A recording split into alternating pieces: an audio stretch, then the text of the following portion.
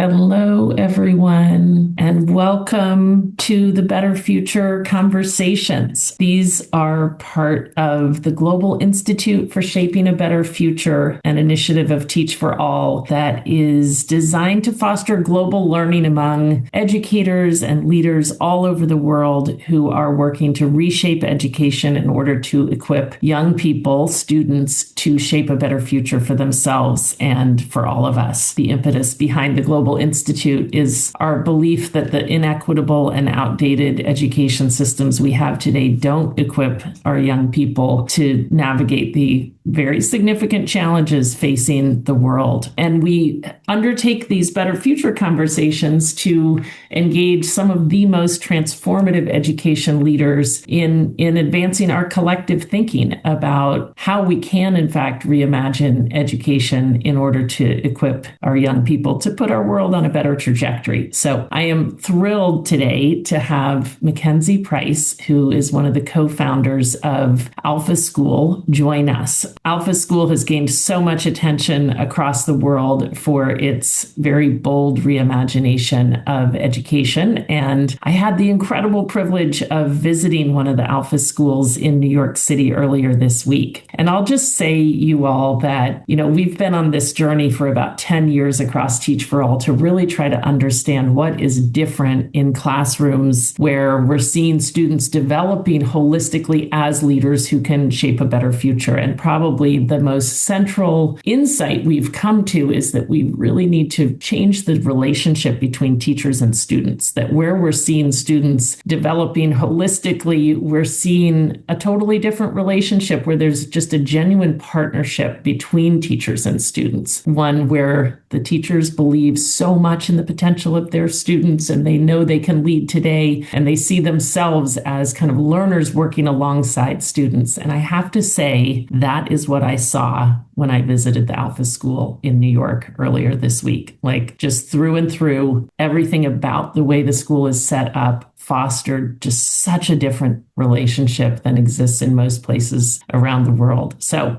I'm really excited to dive into how you all have done this, how you think about it, and just to see where the conversation takes us. So MacKenzie, thank you so much for joining us. And maybe you can share with our group what brought you to the Alpha School. Wendy, thank you so much for having me. And thanks to all of you who are joining. Wendy gave you a little bit of a preview about what life within an Alpha School is like, but I just want to put the headline out first. The reason that our model is so successful is because of the incredibly caring, devoted, talented adults that choose to work in our classrooms every day. We are not the dystopian robot school with no adult interaction. The opposite is true. And it really is the magic is because of the transformed role of the teacher in our classroom. So I'm really honored to be here and be talking with you about that. And Wendy, fundamentally, I am not an educator. That is sometimes used from my critics to say that, what is this woman doing who doesn't know what's going on? Here's what I am, though. I'm a mother who realized there needed to be a different way for my kids to spend 13 years in school where they're going to be most of the time. And so in 2014, when I had spent about 2.5 years in the traditional system, we were at a public school. I will let you know, I do not delineate public versus private. For me, it's about the traditional teacher in front of a classroom, time-based model of education, as opposed to, what we are now doing. But it's not about public or private school. But I was frustrated with the lack of ability for my girls to be kind of met where they were. Both my girls happened to be more advanced. Even though they were reading chapter books in kindergarten, they were still coming home with worksheets that were saying, identify the letters of the alphabet. And as wonderful as the teachers were, they just said, it's hard for us to be able to really customize. And we have certain curriculum we have to go through. And that's just kind of what it is. About halfway through my daughter's second grade school year, she came home and she said, I don't want to go to school tomorrow. And I said, what do you mean? You love school? And she just looked at me and she said, school is so boring. I realized at that moment I had to do something different. And the administrator, principal of our school said, this is like trying to steer the Titanic. We just can't do anything within this system. So I started the first school in 2014 and we started in Austin, Texas. And now in 2026, we'll probably have about 50 schools throughout throughout the United States that will be open in the fall. And they're really fundamentally around the idea that kids should love school, that they can learn twice as much in only 2 hours a day, and that the rest of the school day can be devoted to developing life skills, the skills that are going to help young people be successful when they go out in the world. Thank you for that. We always start these conversations by talking about purpose. Like, how do you see the purpose of education? And I'm wondering how you all think about that and kind of what the implications of how you think about the purpose of education have been for how you've designed the school. I think everything that we've done around the design of Alpha has centered around a belief that we have that kids are limitless and that a school's job is to provide an environment that helps unlock their potential. And I know that can sound like kind of a platitude when you first hear me say that, but I would challenge you to think about the way we actually treat children in our society. I think we underrate them. We assume that they need to be controlled, that they need to be top down, kind of told what to do, that they can't have necessarily the autonomy or the ability to, or the agency even, to go in and learn something on their own. And so we took a totally different approach. Like, if kids are limitless, they can do all kinds of things. Let's make this a place where we have really high standards for what they're capable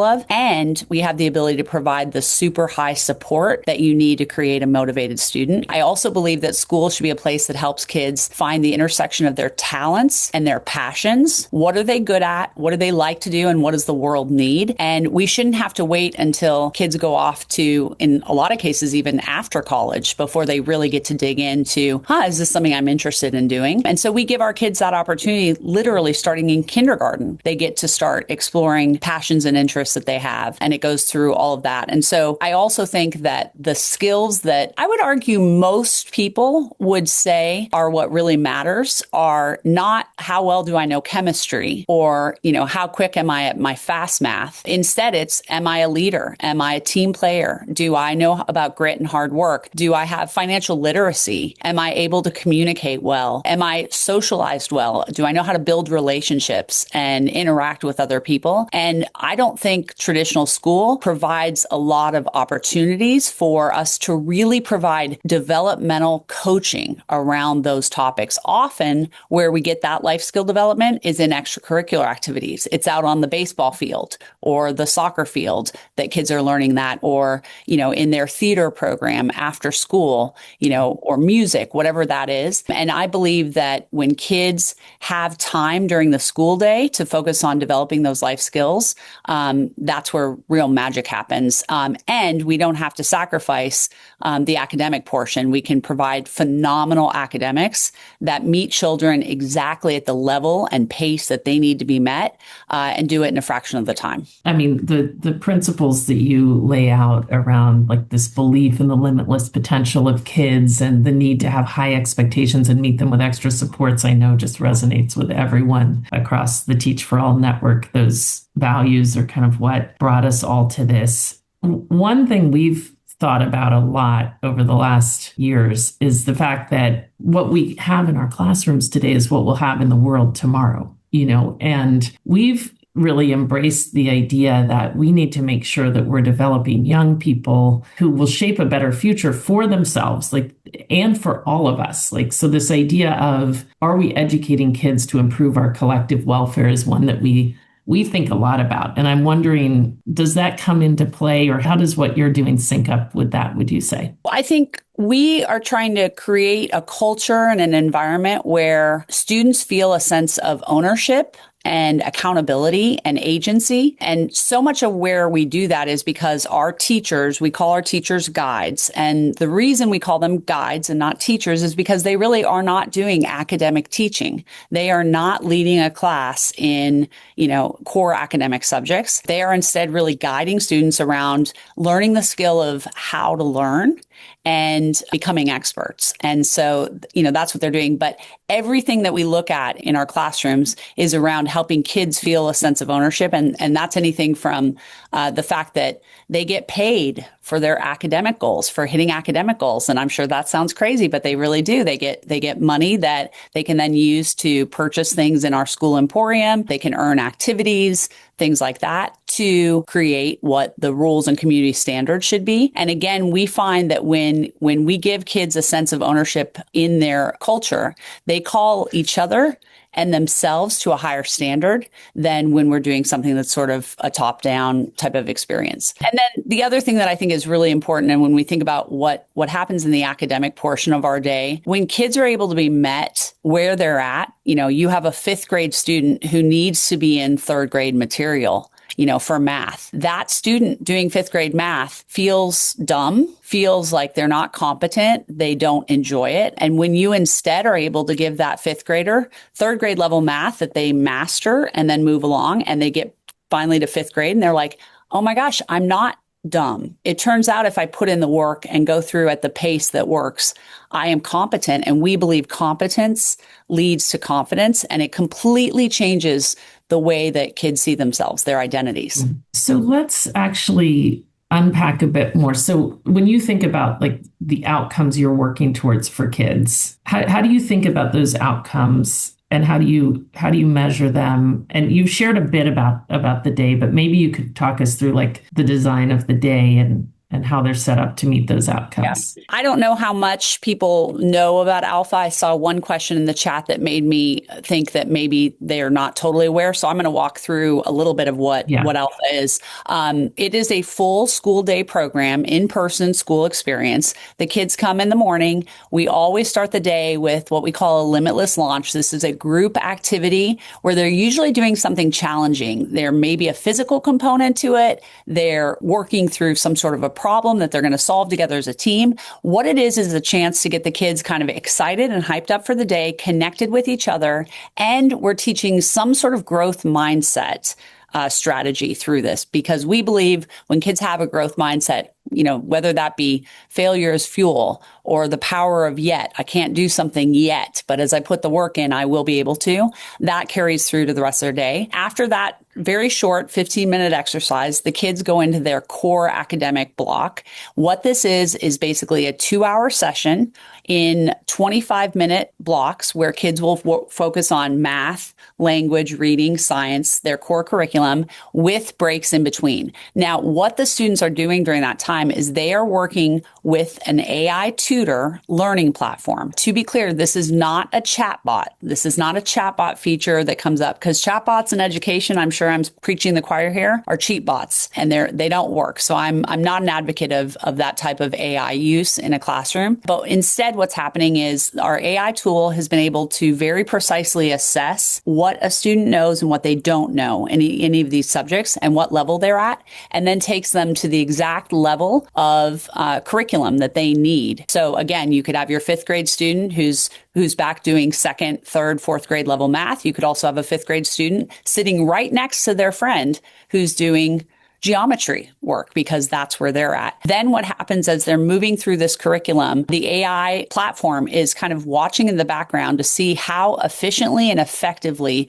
the student is moving through the lesson. Where are they getting tripped up? What's their accuracy level? We've been able to incorporate so many of the learning science principles that we've known for 40 years can result in kids learning 10 times faster than in a traditional classroom. Things like spaced repetition, rapid quizzing, immediate feedback, being able to keep them in their zone of proximal development where their accuracy rate for how they're answering questions, it's not too high, showing that kids are in material that's too easy, and it's not too low where they've been sort of zoned out and disengaged. And so during those 2 hours, 25 minutes in each subject, what we're seeing is our students are learning twice as much as the rest of the United States. And we measure this by NWEA MAP assessments. And we're basically looking at, the amount of RIT growth that they anticipate, and our kids will go. So if a student in the 75th percentile is expected to go up 3 points in a year, our students will go up 6 points. But here's what I think is really amazing about that is not only can we take a kid who is in the 10th percentile and show, them learning twice as much and growth rates in the 80s and 90s, we can also take that student who's in the 99th percentile and show growth rates in the 80s and 90s. So the kids really get met at the exact place that they need, and they're able to do that all while being in a classroom. During that time, our guides are not, again, going around and teaching the students. Instead, what they're doing is they're providing the motivational, emotional support that helps these students. They're helping the students figure out, have you used your resources to go learn this material if you're struggling with something? And they're creating, again, the motivation models that engage a student. Because if you don't have an engaged student, you can have the best teacher in the world in front of you, the best curriculum in the world, and that kid's not going to learn if they're not motivated to engage in that. By lunchtime, we're done with our academics. And then in the afternoons is when we go into our workshops.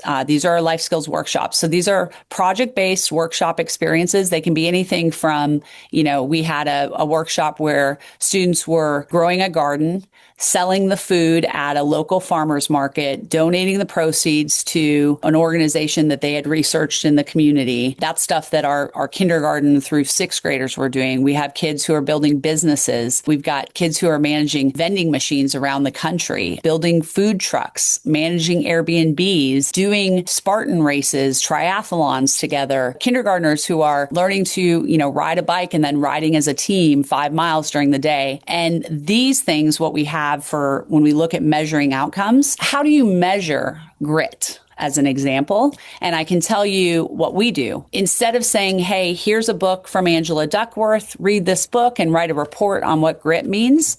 Instead, we'll have kids participate in a triathlon that consists of 3 things. They have to be able to solve a Rubik's Cube.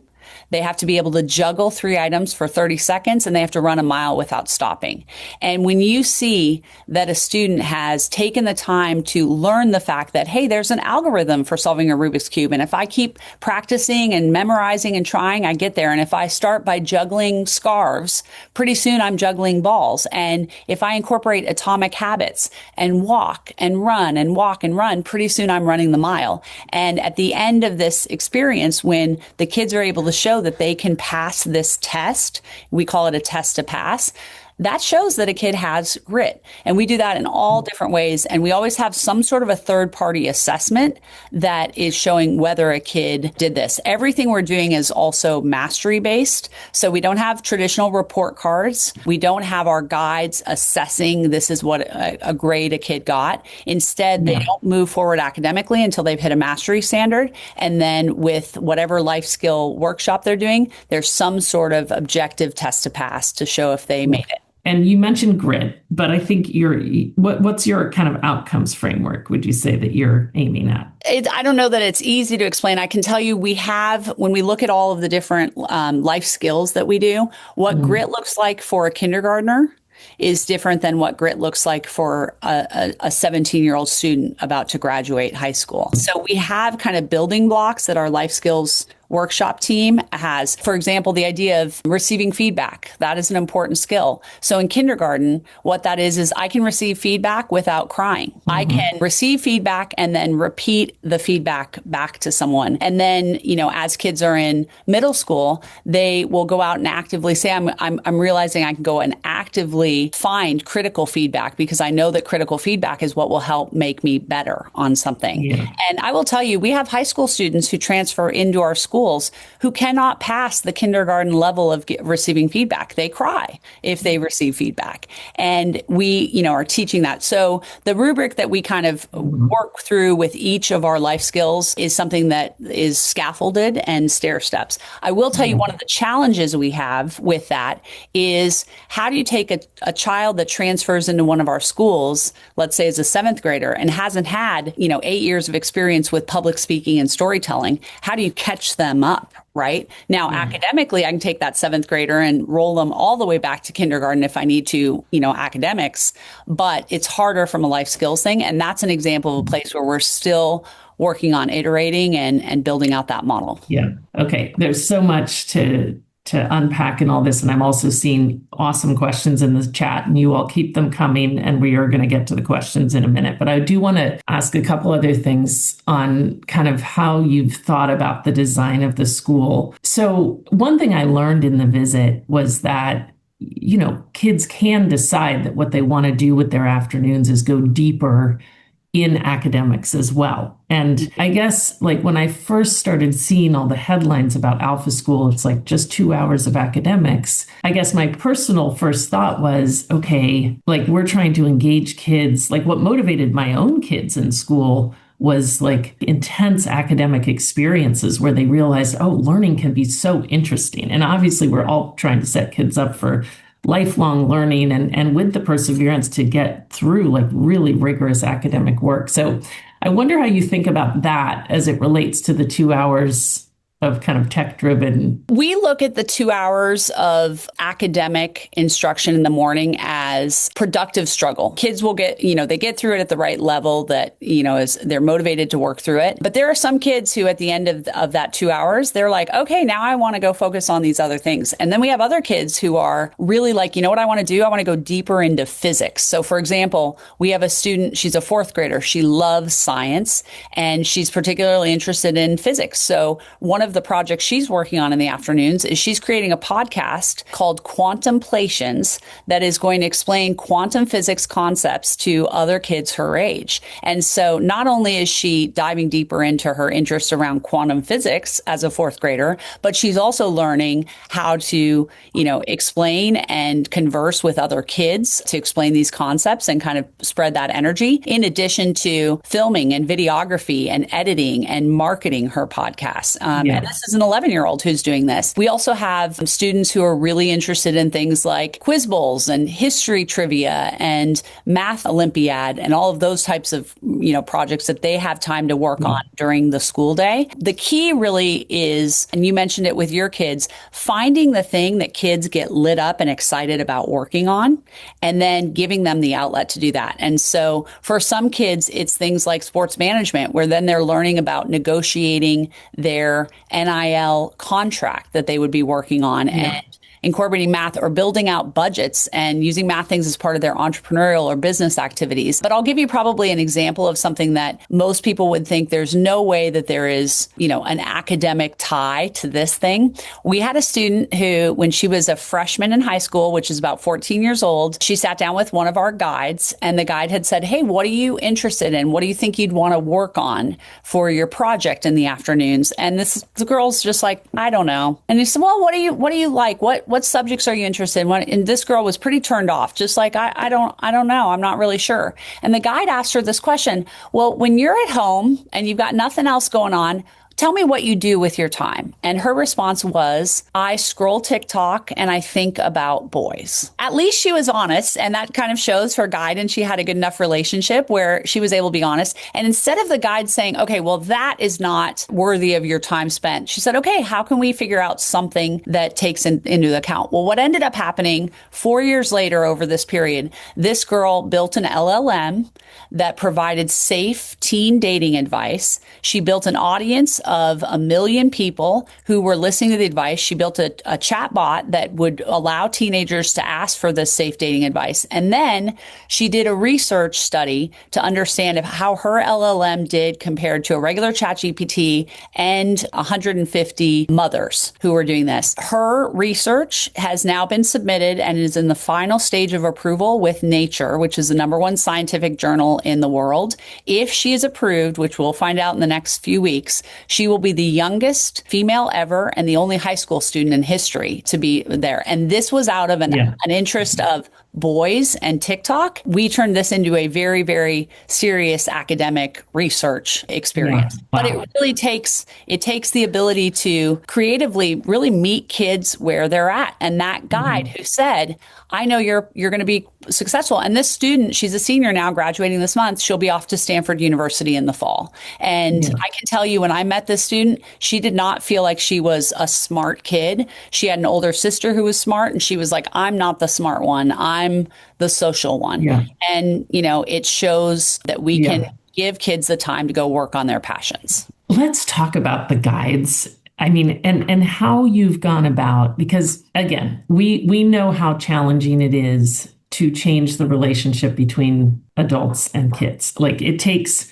helping all of us adults unlearn how most of us were taught and see ourselves as teachers, as, again, learners alongside kids. I mean, it like really takes unlearning a lot of things. And you all have, from what I could gather, and from what you're describing, you've like really shifted this. And maybe part of it's the design of the school, but part of it must be the recruitment and development of the guides. Like, how have you thought about that? Well, again, I cannot underscore enough how important the adult in our classroom is. There is, we don't know what this world's going to look like in 5, 10, 15 years with everything that's going on with AI and technology. But here's what I do believe.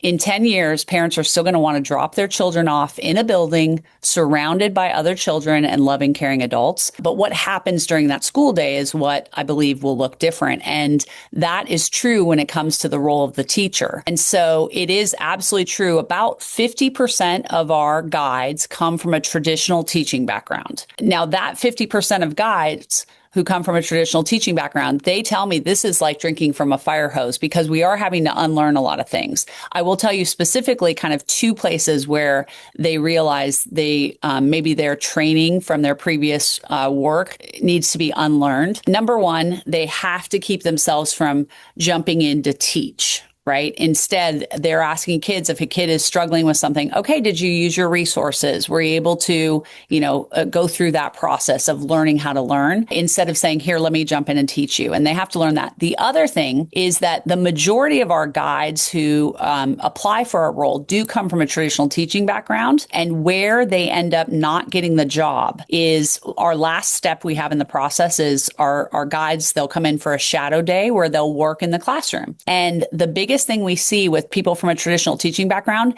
is they're not willing to get in it with the kids. They're not willing to like be down next to them. They're much more like, I'm going to stand sort of up here and kind of point on this. And that's one of the things I think one of our students probably worded it perfectly when I said, what do you think is the biggest difference between the guides at this school and your teachers at your former school? And they said the guides play with us. They're with us all the time. Whereas our teachers would stand at the door and blow a whistle and say it's time to come in, or whatever that is. And so it's really getting engaged there. Now, the other 50% of our adult guides come from different backgrounds. And what we found is that we are attracting a lot of people who would not want to be in a traditional teaching role for a variety of reasons. They don't feel like it's effective. They don't feel like they have the ability to make the impact that they want. And it's not paying well. We believe we need to pay our guides very well so they make a minimum of $100,000. And that is something that even in our low cost models, we are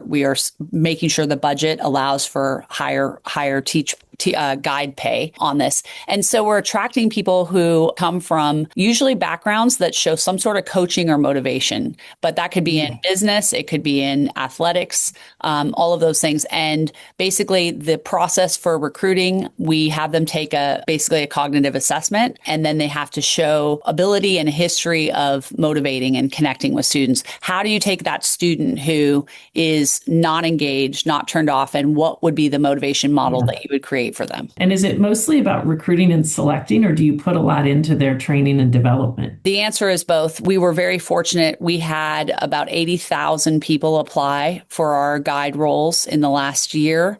We're taking like a fraction of a percent, of those people. So we get a lot of great people from that. But then they have to jump in. And the way we have them jump in is literally get in the classroom and start connecting, watching how the other guides are interacting. We run a lot of different, summer programs where we'll be onboarding and training a lot of our guides on this. We have a guide school program that works through this, but it does not look like a traditional teaching background. I will tell you there are 2 places though. Well, one place that we really have. So we have every campus has a reading specialist who is, a fully trained certified reading specialist, because that is one thing for kindergarten, 1st, 2nd grade. We provide daily one-to-one, pull out reading. You need that. You need that human interaction with this. Yeah. I don't think the AI is there yet to be able to do that well. And so that's one place. And then the other thing, and people have asked a little bit about students with learning differences, neurodivergence. The answer is yes, this model can work great for those students as well. From an academic perspective, we find it works very well because, again, we're allowing kids to go at a pace and level that works. That's true with dyslexia, dysgraphia, dyscalculia. They can do that. ADHD and ADD, as long as the kids are able to spend short bursts of focused time. We also also have more flexibility in our model. And then kids who are on the spectrum, our current schools that we have created require that we want to have students who don't require one-to-one behavior management at all times. However, we could absolutely open schools that do have that. And then I think it could work very well for students who do require one-to-one behavioral management. Let me ask two more questions that I think will get at some of what's in the chat, but then start bringing other folks in as well. First of all, just the question of, are there kids, like, what are you learning about who this model works best for? And we're especially curious about your Brownsville campus, which we think has a more diverse student population, and are just curious, like, what has that experience been like? And, of course, this is a network working in like some of the most under-resourced communities around the world. And we're just curious about, like, can the principles behind this be applicable? So let me start by just framing up the population of students that we're working with. Alpha School, which is what so many people have heard about, is our very, very high-end private school. It is expensive tuition. It is catering, although over 60% of our students are on some form of financial aid, it is still an expensive school, and we're not pretending that it's not. And so actually what I often say when people ask, well, you're comparing your academic results, which are, classes top 1% in all grades and all subjects, to the rest of the country, the other 11 million kids that are taking the MAP assessments who come from varying backgrounds. My answer to that is great. Then just compare us to the other really high-end private schools, and you'll see we're beating them and all of that. However, what you guys haven't heard about is that we have a lot of students who are coming to us from, different backgrounds. We've got school models that are at lower price points, and that's everything from a free virtual charter school that we have in Arizona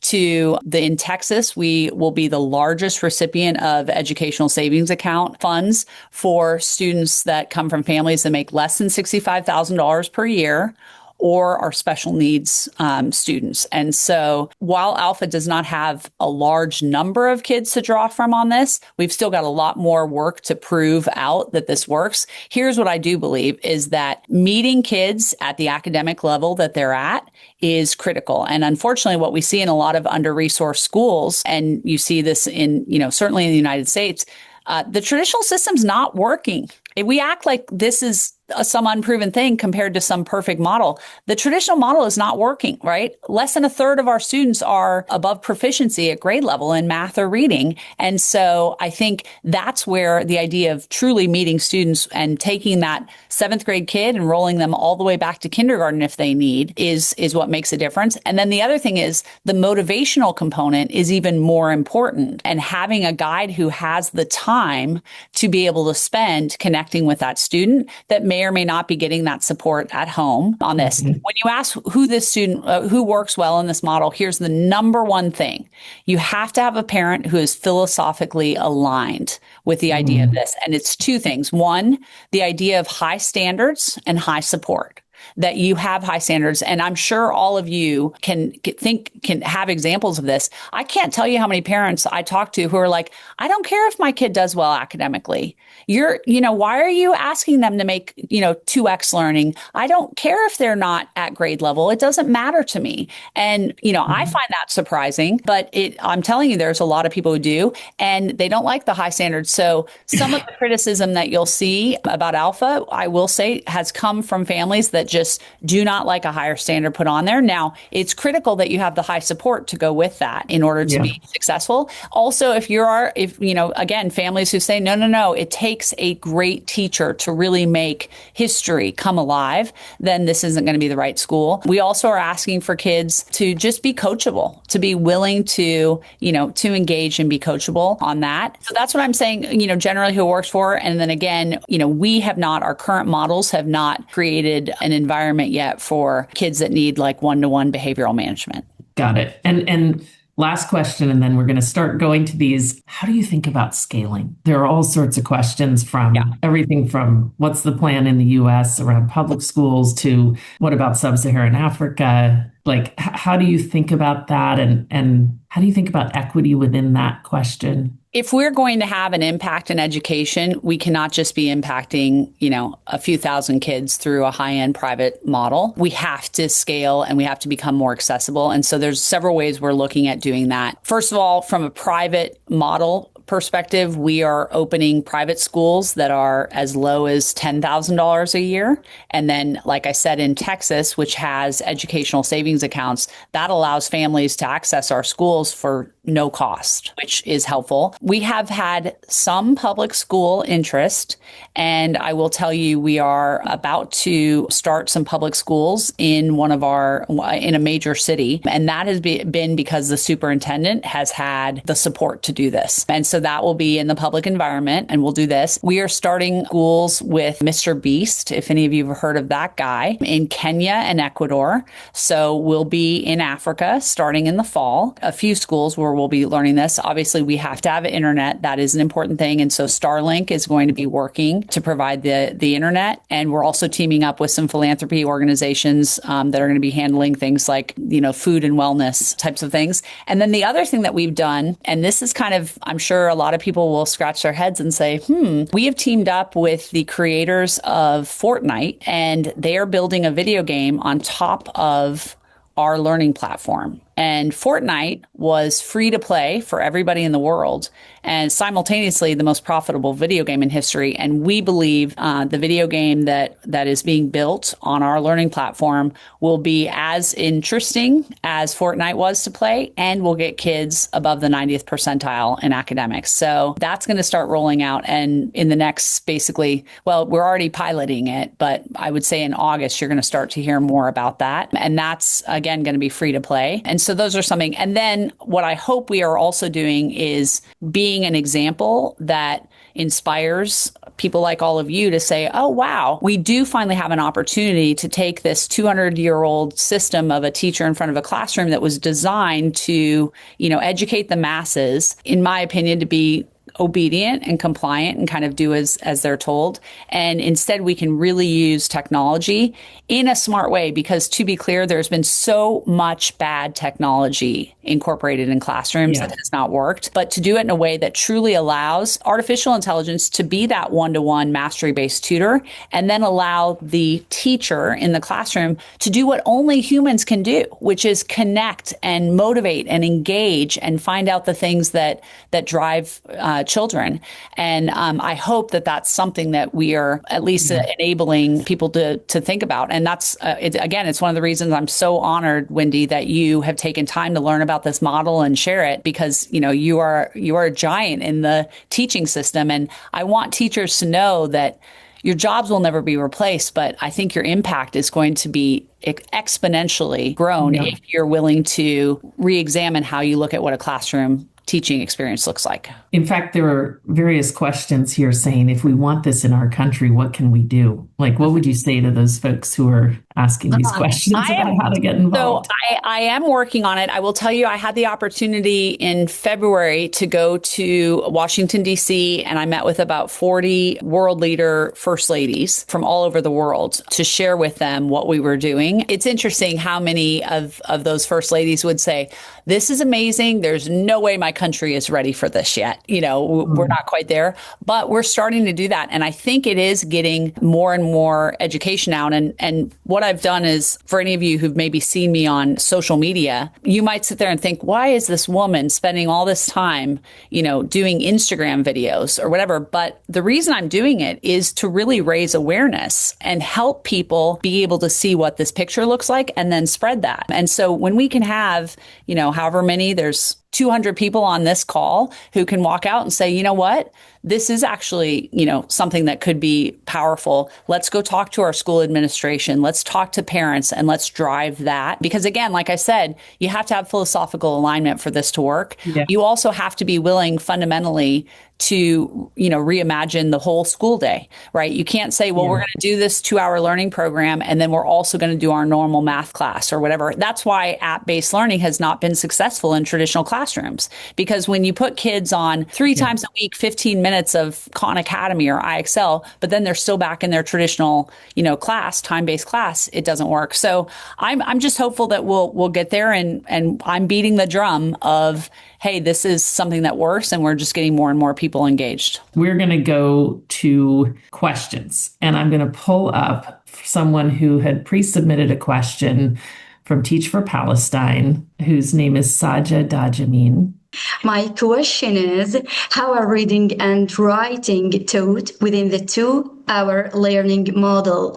And is this time truly sufficient to build strong language skills? Thank you for your question. Reading is absolutely critical. As all of you know, up until 3rd grade, you're about learning to read. And after that, if you're not, you're reading to learn. And so we have to get kids started on the right thing. And so with our reading, we do a few things. We have app-based learning that is doing reading. And then, as I mentioned, our kindergarten and 1st graders are getting daily one-to-one pull-out time with our guides because they have time to be able to do that during the core skills. They're coming out, during one period and they're getting that 30 minutes. So we are teaching that skill. What I will say is that our kindergartners come out of their year 1 99th percentile. The students do, not just our classes. Our individual students come out 99th percentile. And one of the things that is unique about our private schools, we do not admit students based on what they already know. We'll take a kid wherever they're at. So we're dealing with a population of students that,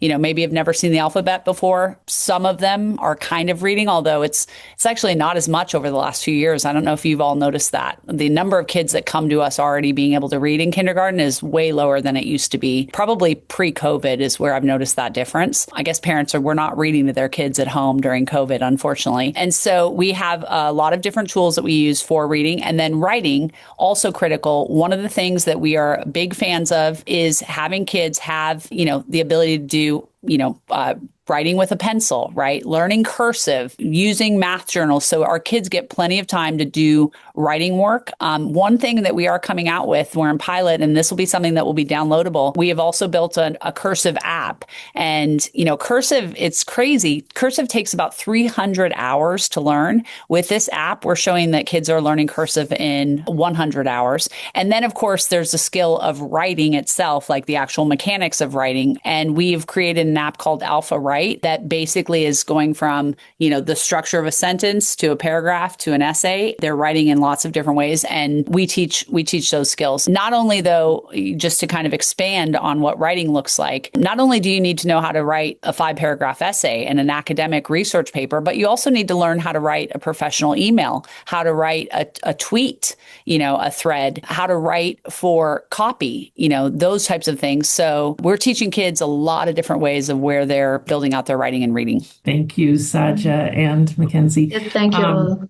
Maybe we can bring in Najma Agadeen, who can introduce herself as well and ask her question. My question is, as Alpha is growing, how are you thinking about integrating indigenous knowledges and diverse ways of seeing the world into the curriculum itself, so that the technology serves the human relationships? I mean, you talked a lot about human connection, which is what AI and the technology won't be able to do for us. Yes, I think that is critically important. Part of what education is teaching the cultural, mores, the values, and the specific history that students need to have. And so, part of the reason that most of our focus so far has been in the U.S. is because we're going off of U.S. Common Core and the same kind of material that students are learning in other schools across the United States. But what we've done is we've actually partnered with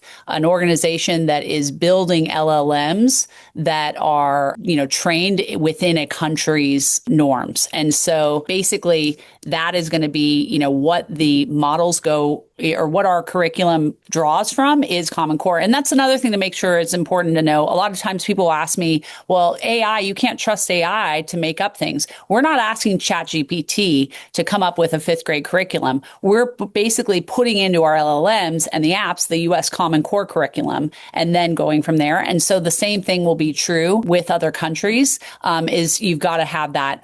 The closest we've probably gotten, we were in pretty deep talks with the UAE in in late 2025 around bringing this education system into their schools. This is probably an interesting example on how do you bring this to other countries. Their whole thing was they're like, we want to bring this, we want to be, innovative and leading edge around education. We want to help our 300,000 students in Abu Dhabi, to be on this. But then they're like, well, you guys don't have a big enough footprint of or history to know if this works. And I'm like, well, you got to be first or you got to wait, for those numbers. But part of what we were talking about through that is when you can have an LLM that also incorporates the country's, value system, history system, whatever they want to put in. And I think that is something that is going to get more and more important in our world and globally is, how are you feeding what it is that you're teaching students? Thank you so much, Najma. One of the questions in the chat is around how are you kind of fostering the community among the students? And is there a risk of there being a lot of competitiveness as kids are like trying to outshine each other with their projects? Like, how do you think about that aspect of things? So that really comes into the idea of how you create what the standards and the culture of the community is. And at the end of every school day, we have our students get together for what we call shout outs. During this time, our students will say, hey, I want to give a shout out to Wendy because I saw how hard she was working this morning when she was, getting through that math assessment. And she really showed grit. Or I want to give a shout out to Sarah for upholding community standards when a couple of kids were starting to goof around and she said, hey guys, let's get back to work or whatever it is. So we incorporate that. The other thing though that we find is so much of our life skills workshops are created to teach things like teamwork, communication skills. So for example, we'll do a soccer workshop, but then we mic the students up and we use AI to record. Are they using uplifting language? How are they communicating with each other? How are they leading each other? And then they actually can go back and look at that. And we use that material to kind of teach, okay, what's the best way to engage with another classmate? Yeah. And then what I find as kids get older, the kinds of work that our students are doing is so varied that there's not just one senior class president or one captain of the debate team or the number one student in this academics. They're all doing such different things. And it relates, I saw someone ask the question of who's teaching these completely different skills. And what happens is the guides, just like the students, are constantly learning to learn and how to become experts. And so you can't expect a guide to say, oh, I know how to help you build a Broadway musical, which is what one of our students is doing. I know how to help you build the dating app or a mountain bike park. But what they do is they help the students understand how can they go out and connect in their community to find experts that are willing to work and mentor them and bring people in. And actually, I'm in Miami at our campus today, and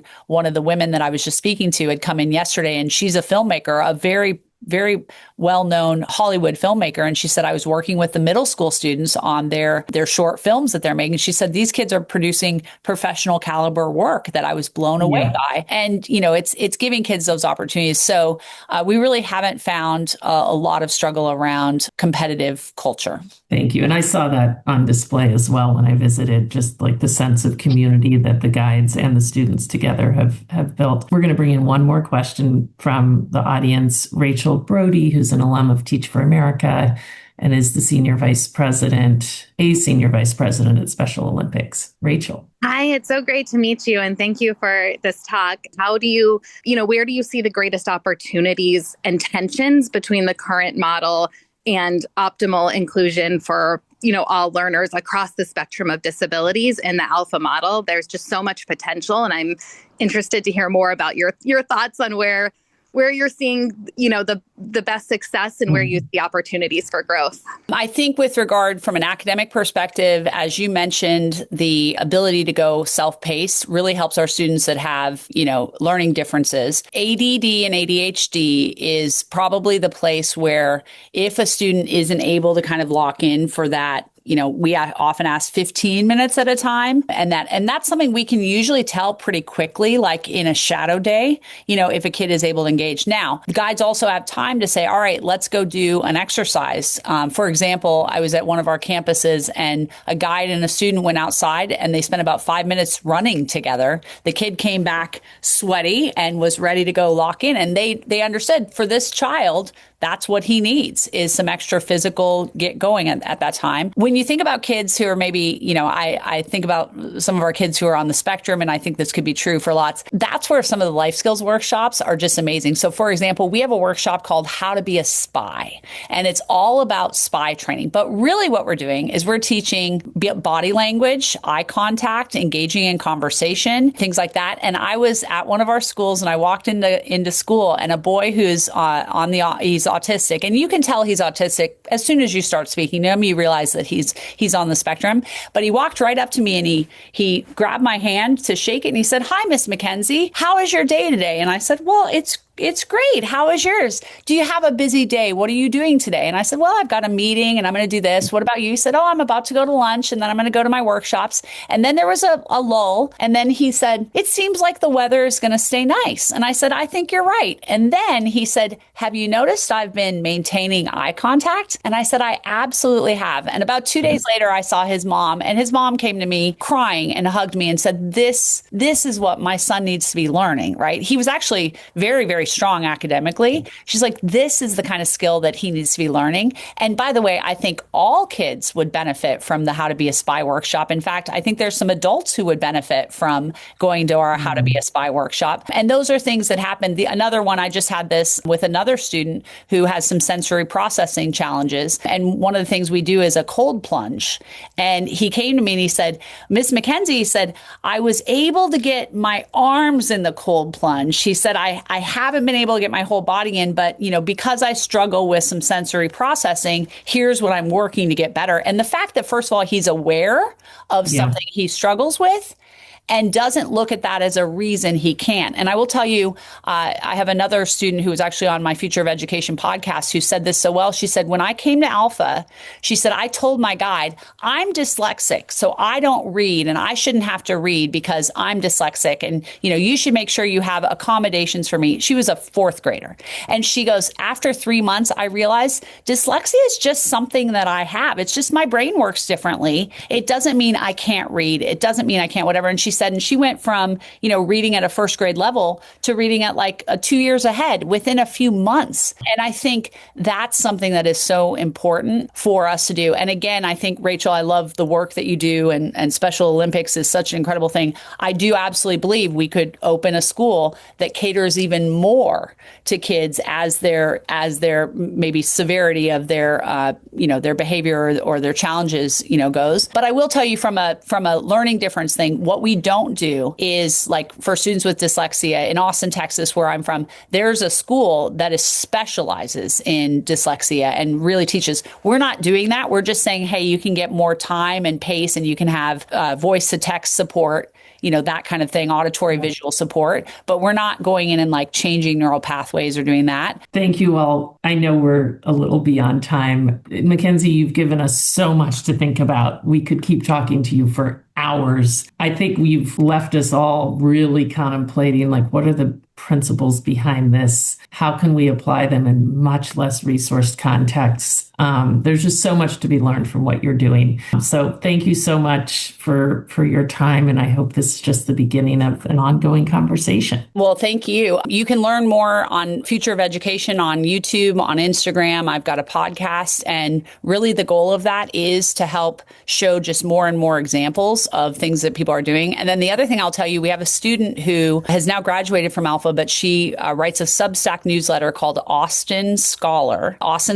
And she's actually a student who Wendy got to tour with. And she provides all kinds of things to parents, teachers that can say, here's everything from apps that you can try using to ways you can look at motivation, anything of that. And so really our goal is to just help people see a lot more of what opportunities are. And again, I can't thank all of you enough for the work you do every day in the classroom. You are absolute heroes. There's a reason I didn't homeschool my kids. It's because I knew I needed to have them in a school environment, and I appreciate everything you all do. No, thank you, MacKenzie. Much appreciated. Thank you. And thank you, everyone, for joining us and for all the engagement. I'm sorry I didn't get to all the questions, but to be continued.